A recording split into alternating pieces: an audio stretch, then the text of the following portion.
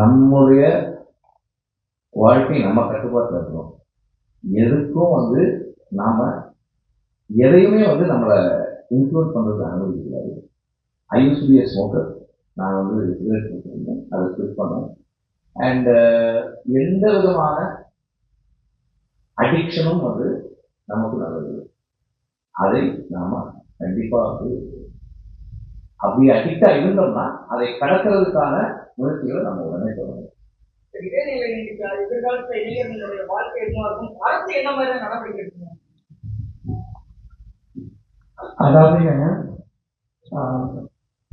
இந்த ஒரு போதைப் பொருளுக்கு பெருமையான மாணவர்களுக்காக என்ன பண்ணியிருக்கோம்னா, இப்போ நிறைய யூனிவர்சிட்டிஸ் இருக்கு.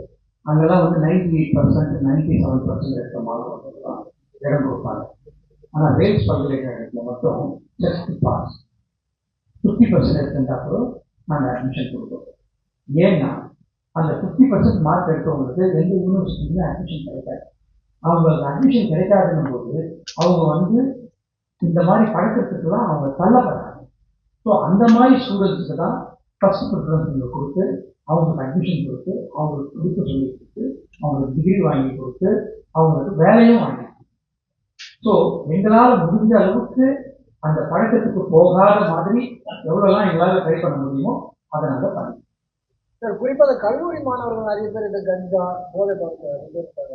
அவங்களே நீங்க சொன்னீங்கன்னா அது வந்து நீங்க திரைக்கதையிலோ காட்சி கொடுத்துருங்க, வார்த்தை ஒரு இம்பாக்ட் ஏற்படும். அதனாலதான் உங்களுக்கு அரசாங்கம் என்ன நடவடிக்கை எடுக்கணும்னு நினைக்கிறீங்க?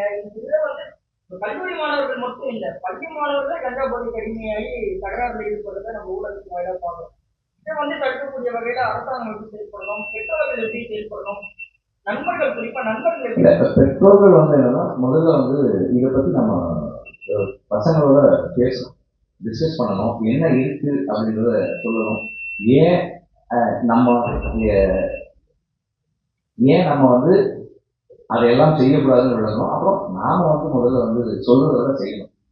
நம்ம எந்த பழக்கத்துக்கும் அடிமையாக இல்லாமல் இருக்கணும், அதுதான் முக்கியமானது.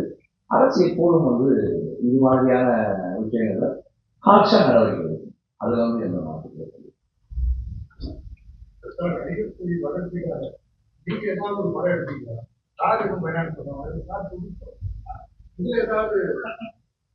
ஒரு நல்ல காரியம் நடக்கிறதுக்கு வாய்ப்பு இருக்கா? அதாவது ப்ரொடக்ஷன் நடக்குது. படம் பண்ணுவாங்க,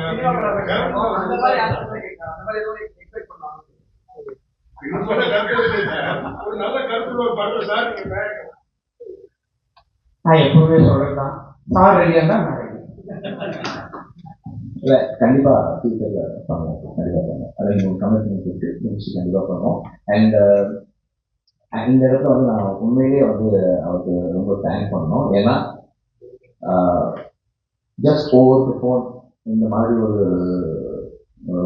இது ஒன்று பண்ணிட்டு இருக்கோம் சார், ஐஏஎஸ்சி ஒன்று பண்ணிட்டு இருக்கோம், சப்போர்ட் பண்ணணும் அப்படின்னு கேட்டப்போ இம்மீடியட்டாக வந்து சரின்னு சொன்னார்.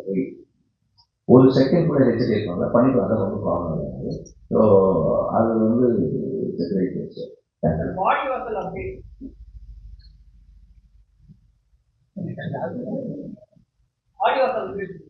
விடுதலை ஷூட்டிங் இன்னும் 20 நாள் முடியுது.